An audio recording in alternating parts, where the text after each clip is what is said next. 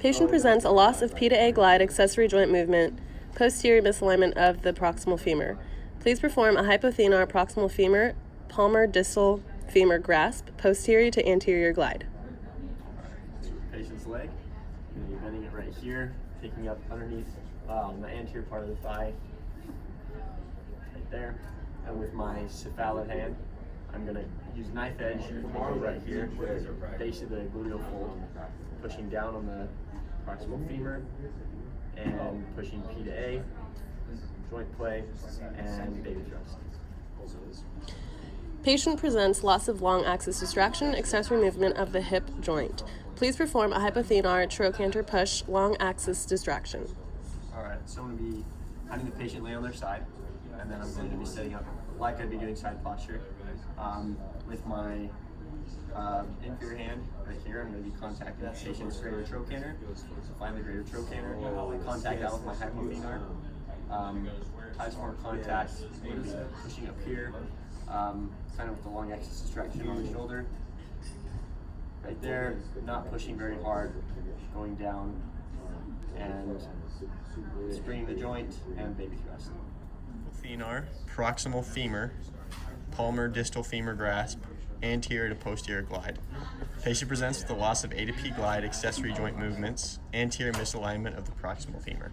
Okay, so for this, I would grasp the patient's popliteal fossa with my lower hand. With my superior hand, I would be touching the inside of her pelvis, so I'm going to have her cover her anatomy.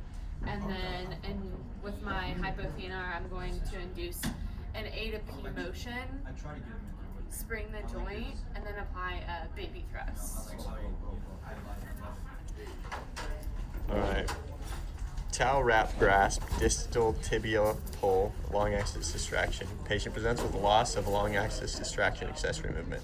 Okay, so what you would do for this is you would grab a towel, lay it underneath the patient midway, cross it across each side, grab the towel, and then use that to lift the patient's leg. And at that point, with that towel, you would be inducing a long axis distraction of the distal tibia, and you would spring the joint and apply a smaller baby thrust than you would for a normal. By manual grasp, distal tibia pull, long axis distraction.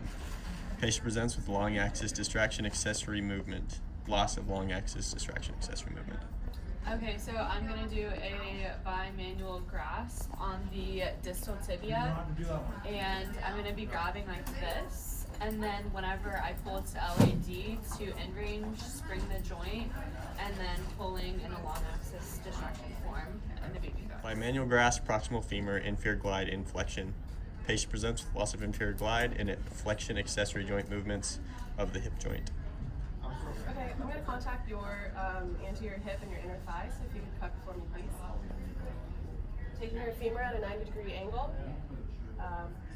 using both hands, inferior glide of the proximal femur, and baby thrust.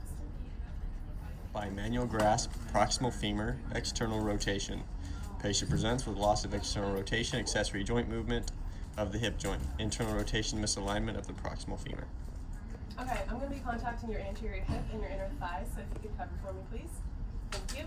Making sure her femur is at a 90-degree angle. I'm going to be contacting with my inside hand and reinforcing. We're going external rotation on the proximal femur and baby thrust. Bimanual grasp, proximal femur, internal rotation. Patient presents with loss of internal rotation, accessory joint movement of the hip joint, external rotation misalignment of the proximal femur. Okay, so I'm going to be accessing your anterior hip and your inner thigh, so if you can cover for me. Good. Okay, so I'm going to take my inside hand, making sure that the femur is at a 90-degree angle. This is internal, so I'll be reinforcing internal rotation and baby thrust.